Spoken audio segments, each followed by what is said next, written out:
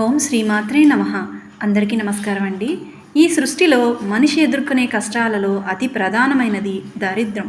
డబ్బు లేక కాదు, ధైర్యం లేక, ఆశ లేక, దైవంపై నమ్మకం సడలినప్పుడు వచ్చే లోపలి పేదరికమే నిజమైన దారిద్ర్యం. అలాంటి దారిద్ర్యాన్ని తొలగించే శక్తివంతమైన స్తోత్రం కనకధార స్తోత్రం. ఈ స్తోత్రం వెనుక దాగి ఉన్న అద్భుతమైన కథే ఈరోజు మనం తెలుసుకోబోతున్నాం, వినబోతున్నాం. ఈ కథ కేవలం ధనం గురించే కాదు, కరుణ, భక్తి, త్యాగం, అమ్మవారి కటాక్షం గురించి చెప్పే జీవన సత్యం. కళ్ళు మూసుకొని మనసు ప్రశాంతంగా ఉంచుకొని ఈ పవిత్ర కథలోకి అడుగు పెడదాం. అంతకంటే ముందు నా ఛానల్కి ఒక లైక్ చేయండి. ఫస్ట్ టైం నా ఛానల్ చూస్తున్నట్టయితే సబ్స్క్రైబ్ చేసుకోండి. కథ నచ్చితే మీ ఫ్రెండ్స్ అండ్ ఫ్యామిలీ మెంబర్స్కి కూడా షేర్ చేయండి.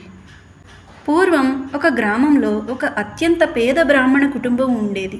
ఆ ఇంట్లో ధనం లేదు, అన్నం లేదు, కానీ ధర్మం ఉంది. ప్రతిరోజు ఆ బ్రాహ్మణుడు భిక్ష తీసుకొని వచ్చేవాడు. తనకు వచ్చిన భిక్షలో ముందుగా దేవుడికి నైవేద్యం పెట్టి తర్వాత అతిథికి భాగాన్ని తీసేవాడు. మిగిలితేనే తన భార్యతో కలిసి తాను తినేవాడు. అతని భార్య మరింత గొప్పది. తన కడుపు ఖాళీగా ఉన్నా ఎవరైనా అతిథి వస్తే మాత్రం చివరి గింజైనా సరే అతిథికే ఇచ్చేది. ఆ ఇంట్లో ఒకే ఒక్క వస్తువు ఉంది. అదే నెల్లికాయ చెట్టు, అంటే ఉసిరికాయ చెట్టు అని అర్థం. ఆ చెట్టును నమ్ముకునే ఆ దంపతులు జీవించేవాళ్ళు. అదే వారి జీవన ఆధారం కూడా. అదే కాలంలో భారతదేశం అంతటా ధర్మాన్ని బోధిస్తూ మహత్తర అద్వైత సిద్ధాంతాన్ని ప్రచారం చేస్తూ పర్యటిస్తున్న మహానుభావుడు శ్రీ ఆది శంకరాచార్యులు.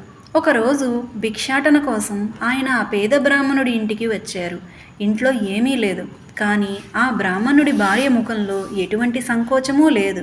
తన దగ్గర ఉన్న ఏకైక ఉసిరి ఫలాన్ని 2 చేతులతో భక్తితో శంకరాచార్యుల భిక్షపాత్రలో వేసింది. స్వామి, నా ఇంట్లో ఇంతకన్నా ఇవ్వడానికి, దానం చేయడానికి ఏమీ లేదు. ఈ ఉసిరికాయను తీసుకుని మమ్మల్ని క్షమించండి అని వేడుకుంది. క్షణంలో శంకరాచార్యుల హృదయం కరిగిపోయింది. ఇంతటి పేదరికంలోనూ కూడా ఇంత త్యాగమా తల్లి, ఎంత గొప్ప మనసు నీది అని అనుకున్నారు. ఆ క్షణమే ఆమె జీవితంలో దారిద్ర్యం ఉండటం అన్యాయం అని అనిపించింది. వెంటనే శంకరాచార్యులు అక్కడే నిలబడి తన అంతరాత్మతో లక్ష్మీదేవిని ప్రార్థించారు.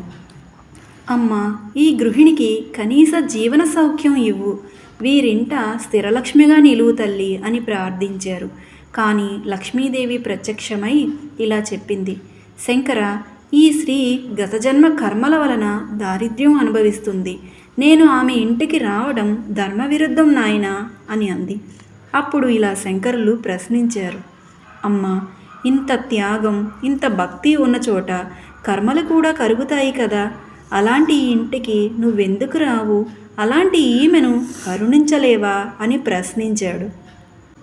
లక్ష్మీదేవి మౌనం వహించింది. అదే క్షణంలో శంకరాచార్యుల వారు తన హృదయాన్ని కదిలించిన పదాలతో లక్ష్మీదేవిని స్తుతించడం ప్రారంభించారు. అదే అద్భుతమైన కనకధార స్తోత్రం. ప్రతి శ్లోకం ఒక అద్భుతం, ప్రతి పదం ఒక ప్రార్థన. అంగం హరే పులకభూషణమాశ్రయంతి భృంగాంగనేవ ముకుళాభరణం తమాలం అంటూ ఆ తల్లిని పలు స్తుతులతో స్తుతించారు. శంకరాచార్యుని స్తుతులు, శ్లోకాలు సాగుతూ ఉంటే ఆకాశం నుంచి బంగారు వర్షం కురిసింది. కనకధార, బంగారు ధార. ఒక పేద గృహం ఒక్కసారిగా సంపదలతో నిండిపోయింది. ఈ కథలోని లక్ష్మీదేవి మాత్రమే కాదు, కనకదుర్గాదేవి శక్తి కూడా అంతర్లీనంగా ఉంది. దుర్గాదేవి శక్తి, లక్ష్మీదేవి సంపద, ఈ రెండూ కలిసిన రూపమే శ్రీ కనకదుర్గాదేవి. ఈ కనకధార స్తోత్రాన్ని విజయవాడ కనకదుర్గమ్మ ఆలయంలో చదివితే కేవలం ధనం కాదు, భయం తొలగుతుంది, ఆత్మవిశ్వాసం పెరుగుతుంది. ఈ కథ మనకు చెప్పే సత్యం ఏమిటంటే, భక్తి ఉంటే కర్మ కరుగుతుంది, త్యాగం ఉంటే దేవుడు ఎప్పుడూ కరుగుతాడు, దైవంపై నమ్మకం ఉంటే మార్గం కనిపిస్తుంది. కనకధార స్తోత్రం అంటే డబ్బు కోసం చేసే మంత్రం కాదు, మనస్సును శుద్ధి చేసే స్తోత్రం.